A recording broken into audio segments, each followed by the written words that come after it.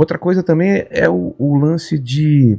Uma coisa que me incomoda muito são esses termos que são criados hoje em dia de lugar de fala, apropriação cultural, essas coisas de limitar o debate logo, de você matar logo de cara, assim, de você não poder nem emitir opinião porque você não tá dentro dele. Existe alguma... No começo era uma coisa que começou como uma coisa boa e depois veio para isso? De onde vem isso? A teoria, isso tudo vem da tradição de esquerda pós-anos 60, pós a derrocada moral da União Soviética, porque ela só vai derrocar de fato politicamente no final dos anos 80. Mas, em meados dos anos 60, já desde 56, 57, a União Soviética, ela meio que tem as suas baixarias expostas, como uma ditadura extremamente cruel, violenta, e grande parte da intelectualidade ocidental era comunista, ou socialista, ou simpatizante. Então, na França, que no pós-guerra era sem dúvida nenhuma o centro disso, dessa intelectualidade, a esquerda começa a migrar para um debate cultural e para de querer destruir o capitalismo. É o marxismo cultural? Não, o marxismo cultural é uma expressão meio que inventada. Ah, tá, não é? Né? Não, é uma virada da esquerda em direção ao debate cultural de comportamento. Tá. É daí que inventaram a história do marxismo cultural como um conceito, mas isso nunca existiu do ponto de vista do debate da esquerda enquanto tal. Né? Eu digo o nome marxismo cultural. O que a esquerda fez foi abandonar o debate econômico, porque inclusive perdeu a guerra para o capitalismo, digamos assim. Não tinha nem como sustentar, né, o argumento. E começou a discutir questões de raça, de identidade sexual e preconceitos. Isso é que a gente chama de questões culturais. Ou surgiu? Não. Alguém pensou isso? Foi pensado. Isso foi pensado primeiro pelos franceses, né? E depois pelos americanos, onde os franceses, inclusive, fizeram muito sucesso. Bom, e aí surge, falando do que você disse especificamente, essa coisa do lugar de fala é uma teoria chamada de interseccionalidade, que é uma teoria que diz que existem vários níveis de opressão, porque o que a esquerda cultural fez foi deslocar o debate da opressão de classe econômica para o debate da opressão política enquanto tal. Então, brancos oprimem negros, homens oprimem mulheres, heterossexuais oprimem homossexuais, certo? Então, você faz uma teoria segundo a qual existem vários graus de opressão e vários grupos oprimidos. E aí, quando você produz uma intersecção entre grupos de oprimidos, então essa pessoa tem lugar de fala. Imagine, por exemplo, um negro gay. Então ele tem lugar de fala como negro e como gay, porque são dois grupos oprimidos. Mulher lésbica, ela tem lugar de fala como mulher oprimida pelo homem e lésbica oprimida pela heteronormatividade, como eles falam. Então, nessa teoria, quem não tem nenhum lugar de fala, porque é só opressor, é homem branco heterossexual. Se você é uma mulher branca heterossexual, você tem lugar de fala como mulher, mas não como branca nem como heterossexual. Entendeu a lógica? Entendi. Então, quando se fala você não tem lugar de fala, significa, olha, se você é homem, heterossexual e branco, cala a boca, porque tudo que você fala é opressão. Quando você respira é opressão. Então, essa é a teoria do lugar de fala, que é uma teoria que é fácil de compreendê-la do ponto de vista da história e tal, mas na prática ela se transforma na universidade em formas de censura, de você não poder... É um limitador do debate. Um limitador, claro, mas debate é um fetiche. Na universidade não existe debate. Não existe? Fetiche, não. Mas por quê? Porque o que está em jogo é você garantir financiamento para sua pesquisa, aluno, sustentabilidade política dentro da instituição. Então, a ideia do debate pode acontecer numa sala de aula.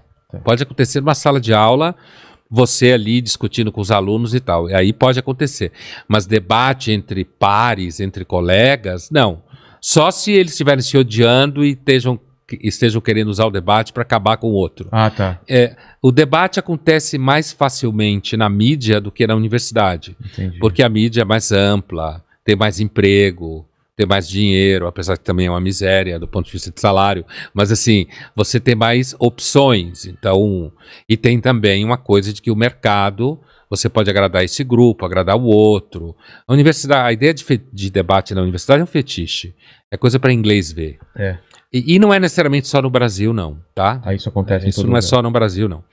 Agora, a apropriação cultural, ela que também está dentro do mesmo guarda-chuva de teorias, é a mesma teoria, né? o princípio é o seguinte, se você é branco e você usa um acessório afro, negro, você não pode, porque como você é opressor, e quando você usa um acessório, algum símbolo, algo que seja da cultura afro, você está se apropriando culturalmente de um elemento que é de uma cultura que já é expropriada. Foi escrava, explorada no capitalismo. Mesma coisa com relação a índio, por exemplo. Você é branco e se você usa uma roupa de índio no carnaval, como alguns anos aconteceu com alguma artista famosa, que eu não lembro mais, é verdade, ela que saiu se vestiu de índia, caíram de pau em cima Alessandra dela. Negrini. Alessandra Negrini. Então, caiu de pau em cima dela. É o mesmo tipo de lógica. Agora, se você vem de uma cultura oprimida e você usa um elemento de cultura opressora, aí não é uma apropriação cultural. É por isso que tem gente que fala, por exemplo, então eu não posso usar, sei lá, um cabelo rastafari, porque é de cultura afro, jamaicana e tal, então os negros não deveriam poder tomar vacina, porque foi inventada por brancos. Mas, segundo a teoria, a apropriação cultural só funciona na direção do opressor, de cima para baixo, exatamente. Ela só funciona nesse sentido. E é claro que dá para entender a teoria, mas na prática ela é um pouco... Imagina pessoas que frequentam o terreiro de candomblé que são brancas, elas estão se apropriando culturalmente. Então, esse debate da esquerda cultural acaba sendo uma coisa meio asfixiante. Eu preferia a esquerda que queria acabar com o capitalismo. Exato, né? Dá a impressão que estão escolhendo umas brigas tão pequenas para... É que nem a linguagem neutra. Será que essas lutas... Então é o fim da picada. São essas lutas que a gente precisa brigar agora? Não tem coisas muito maiores que tem realmente gente morrendo, gente sendo oprimida de verdade mesmo? Não é mais importante do que menine ou menina ou menino? Não sei. Essa discussão parece um pouco coisa de menino de classe média alta, né, que faz curso de humanas, né, parece um tem pouco... Tem muito tempo sobrando. Uma coisa assim meio... Tem boleto pra pagar. Então, eu sempre fico com uma certa suspeita disso daí. Agora, é claro que você tem... eu lembro de um caso na Inglaterra, alguns anos atrás, que você tinha um grupo... meninas que foram usadas em festas, sim. Menor de idade e tal, e isso foi feito num grupo de imigrantes da Inglaterra, de um grupo específico, e isso ficou rodando um pouco mais de 10 anos, porque havia toda uma preocupação da polícia não ser acusada de ser preconceituosa e tal.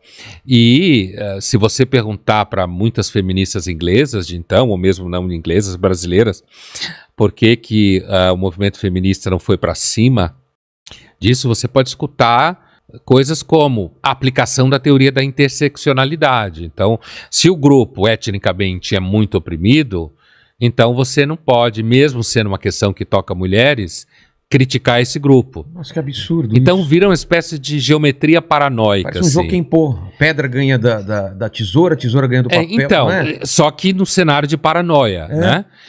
Mas o problema é que ninguém sabe. O capitalismo não tem competição, né? Como assim? Não tem sistema. O socialismo visava superar o capitalismo com produção econômica e faliu. Faliu, né? Então, não tem muita opção, assim. Não tem outra coisa que surgiu não que tem possa outra bater. coisa. Entendi. Não tem como você superar o sistema capitalista de produção de mercadorias então acaba virando essa coisa. Então a decisão foi democratizar a democracia, acabar com opressões que não são da ordem do capital, como se fala, opressão que é da ordem cultural, ou da ordem de comportamento, opressão da ordem racial, e tudo se mistura, porque tudo bem, você combater o racismo, está valendo. Agora, de repente você dizer que um grupo tal não pode frequentar uma religião X, então fica complicado o problema. Isso que eu quero dizer, você acaba ficando uma geometria paranoica, porque... A palavra é essa mesmo, é paranoico. Você tem que ficar montando, isso eu posso falar, isso não posso falar. Então você vai... isso já está contaminado na nossa linguagem, com as redes sociais ficou pior, quer dizer, se eu vou falar alguma coisa, eu tenho que pensar 1000 vezes a palavra que eu vou usar, para que isso não seja interpretado de uma forma tal. Então você acaba evitando determinados debates, porque inclusive enche o saco. Assuntos. É isso aí, porque enche o saco. Eu, como comediante, tem gente que fala que eu não posso nem falar de alguns assuntos. Como se tivesse algum assunto que não pode ser falado, entendeu? Acho tão estranho isso. Mas é isso mesmo. Principalmente se você é homem, branco, heterossexual. E pra você deve sentir isso a cada vídeo que você faz, porque são vídeos amplos, falando de feminismo, de outras coisas, que é como você falar por um ginecologista que ele não sabe nada do corpo da mulher. Não, quem é você para falar do corpo da mulher? Fala, eu trabalho com isso, entendeu? Então, um pensador... Ou eu gosto disso. Eu gosto disso, mas no seu caso, eu penso sobre isso, quero falar o que eu penso. Não sei se eu estou certo ou errado, mas eu quero trazer para o debate. E parece que nem isso pode, entendeu? Isso tem a ver com a teoria do lugar de fala, né? Exatamente. Mas é que eu... primeiro comecei na carreira da mídia antes das redes sociais pegarem fogo. Eu comecei a escrever na Folha em 2008, sistematicamente. Eu escrevia antes na Folha, no Estadão, mas a coluna em 2008, exclusiva. Então, assim... as redes sociais ainda não eram o que são hoje. Mas, na época, era muita carta para Folha, abaixo-assinado, gente querendo que eu perdesse o emprego. Hoje, com as redes sociais, as pessoas acabam ficando mais vulneráveis. Mas, como eu não sei o que acontece nas redes sociais... Você não controla suas redes, deixa alguém... Não, quem controla é a DOCA, uma empresa. Você está muito mais perto da felicidade do que a gente.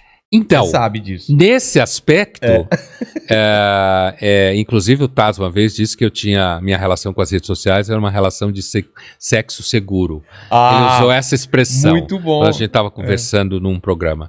Então, assim...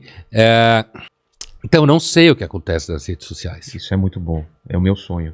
A Camila é que sabe, eu não sei. Mas eu tô progressivamente também me afastando cada vez mais. Então, profissionalmente, hoje é difícil você pensar certas linhas de negócio sem estar presente nas redes sociais, né? Então, você acaba ficando presente sem nenhuma postura ativa, se você não está. Mas eu entendo que o melhor para quem pode fazer isso, por uma série de fatores, é você ter as redes sociais profissionalizadas. Porque... E não ter vida privada em redes sociais. Isso é a minha maior dúvida. Onde colocar essa linha limite? Porque quando você começa a expor parte da sua vida pessoal, parece que é uma avalanche de sempre querer mais, mais e mais. E as pessoas hoje têm essa dificuldade principalmente as pessoas públicas, vou colocar o meu exemplo, eu não quero expor tudo e eu não sou obrigado a expor tudo. Mas você percebe pelos números, e eu acho que as redes sociais elas incentivam isso, de quanto mais você coloca coisas pessoais, mais suas redes crescem. Isso é um problema, porque... E isso é business, né? Porque rede exatamente. Social é marketing digital, né? Porque as pessoas sempre gostaram de fofoca. Exatamente. Todo mundo gosta de saber quem transa com quem não transa com ninguém, quem ganha tanto, onde tá, pra onde foi, o que come, o que faz no final de semana. Do meu ponto de vista, levando-se em conta uma série de facilitadores, eu acho que não deve ter vida privada nas redes sociais. Zero. Nem aniversário disso, nem aniversário daquilo. Nem esse ponto. Nada. Agora, que era como antes, hoje é muito difícil. Hoje é muito difícil, inclusive quando você fala de pessoas mais jovens, que já cresceram, não é à toa que o nome é social media, né, redes sociais, já cresceram numa sociabilidade mediada pelas redes sociais. Exatamente. Então é mais ou menos como se você dissesse, eu acho que as pessoas não devem falar no telefone. Isso. Entendeu? Fica impossível por conta da impregnação do comportamento e do dia a dia pelas redes sociais. Então eu sei que é difícil e impossível, mas por isso que eu falei, levando-se em conta certos facilitadores, me parece que principalmente quando você tem vida pública, exposição pública, não deve ter zero ou perto de zero de conteúdo de vida privada nas redes sociais. essa é uma forma de você, em alguma medida, se proteger de uma série de coisas. E do ponto de vista profissional, se você também não precisa estar você nas redes sociais, é claro, eu sei muito bem disso. As meninas sempre falam para mim que os seguidores gostam de saber coisas pessoais, que é o que você estava dizendo, né? Gostam de saber coisas pessoais. E então, quando você dá coisas pessoais, você aumenta o número de seguidores, as pessoas engajam muito mais. Aí você paga um preço, né? Mas você está sempre pagando preço da vida, está sempre pagando preço. Por exemplo, se algum vídeo seu bate em alguém ou atinge alguma coisa que as pessoas tentam cancelar, você nem sabe disso. Nem sei. Eu não sei o que acontece. Eu sei que tem gente que já tentou me cancelar, mas eu sempre vejo como uma coisa meio besta, porque se eu não tomo conhecimento, me cancelar do quê? Né? Então, você não é seu público, né? Ele vai te cancelar como? Então, assim, cancelar seria fazer eu perder o emprego da Folha, da TV Cultura, perder emprego da PUC, da FAAP, que algumas pessoas já tentaram em relação à mídia, não às universidades enquanto tal. Mas já tentaram ligando, mandando... já teve situação de gente não pedindo a cabeça literalmente, mas falando mal, xingando. Isso continua acontecendo. É o famoso, olha só o que ele falou, né? É alguma coisa assim, ou se ofendeu por isso, se ofendeu por aquilo. Mas eu, especialmente, por temperamento, eu não me preocupo muito com isso. Então, mas eu sempre gostei de encher o saco das feministas com amor. Eu vejo que esse é o maior problema, né? Porque o feminismo para você, ele hoje em dia... Porque a gente só vê o lado mais agudo, né? Esse lado mais combativo de que é o macho escroto, essas coisas. E é isso que te incomoda mais no feminismo? Não, eu, como já falei várias vezes, quer dizer, a coisa da igualdade salarial, trabalho, violência doméstica, isso nem discuto. A minha discussão é porque às vezes eu acho que o feminismo entra embaixo dos lençóis, como eu digo. Então ele acaba atrapalhando as relações entre homem e mulher, e aí tem toda uma demonização da figura masculina, né?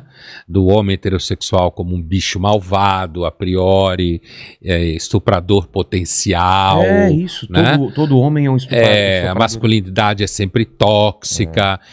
Esse tipo de coisa eu acho muito chata. Na realidade, eu acho muito chata.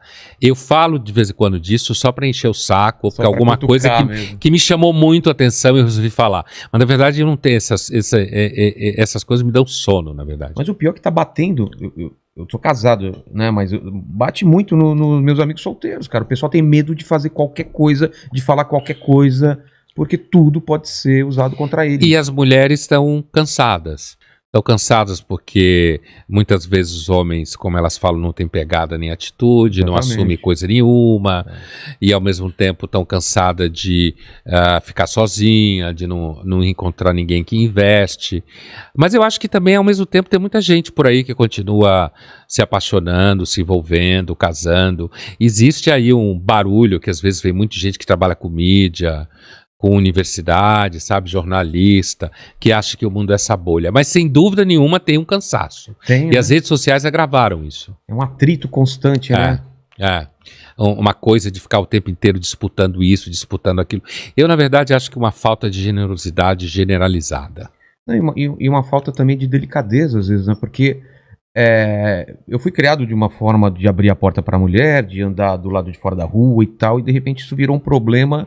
Mas não é um problema para as mulheres que eu conheço, é um problema teórico que criaram, que a maioria das pessoas que eu conheço, mulheres, falam, não, eu acho essa gentileza legal e tal, mas não sei de onde vem esse problema, parece que é uma coisa criada, né? Aquela imagem da mulher que se ofende se você abre a porta para ela, né? Eu nunca vi essa mulher. Ou paga a conta. Pelo contrário. Eu concordo que é um debate teórico, né? Por isso que eu estava falando dessas áreas especificamente ocupadas com isso, jornalista, artista, ator, atriz, né? Gente que também é acadêmico, intelectual, que está muito em cima dessa discussão. A vida real continua acontecendo como sempre aconteceu. Agora, eu acredito que, se você fala de feminismo, por exemplo, as meninas mais jovens, principalmente de classe média para cima, elas são muito mais impregnadas com isso, né? Isso pode aparecer, por exemplo, você está discutindo um texto e de repente a menina saca um olhar sobre o assunto que é um olhar periférico, mas que, por exemplo, a Mary Shelley, a autora do livro Frankenstein, tinha um relacionamento abusivo com o marido, o poeta Percy Shelley. Inclusive, supostamente faziam festas sexuais e bacanais e muito ópio e não sei o quê. E você acha que por isso ela criou o Frankenstein? Óbvio que não. A Mary Shelley criou o Frankenstein porque ela teve a genialidade de perceber que as ciências poderiam um dia produzir vida humana. E que isso era uma monstruosidade para ela e a geração romântica. Porque você tem muitas relações abusivas e não necessariamente leva uma pessoa a criar o Frankenstein. Né? Mas assim, é muito comum esse tipo de pergunta hoje. Por quê? Por causa dessa obsessão em cima de temáticas de gênero. E olhar para trás e tentar ressignificar tudo. Tudo de trás, exatamente. Você olha para trás e tenta... Com a cabeça de hoje. Ressignificar, reconstruir, fazer uma outra narrativa, levando em conta isso que é empobrecedora. Mas, ao mesmo tempo, você ainda tem, no caso, muitas alunas que não fazem essa leitura. O que eu acho é que esse universo teórico ele faz muito barulho. E ele tem impacto nas redes sociais e na mídia em geral. E tem adesão da maior parte dos atores que trabalham no espaço da mídia. O resultado é que isso acaba tendo mais eco. E na educação também. Então você aumenta o espectro de repente... Uma minoria barulhenta. De alguém dizer, não, mas acho isso um absurdo você falar que a Mary Shelley escreveu o Frankenstein por causa de relacionamento abusivo. Se você for um menino... Provavelmente você não vai ter coragem de falar isso. Ou se você falar, vão te chamar de machista. Se você for uma menina, vão dizer que você é machista também. Exatamente. Exatamente.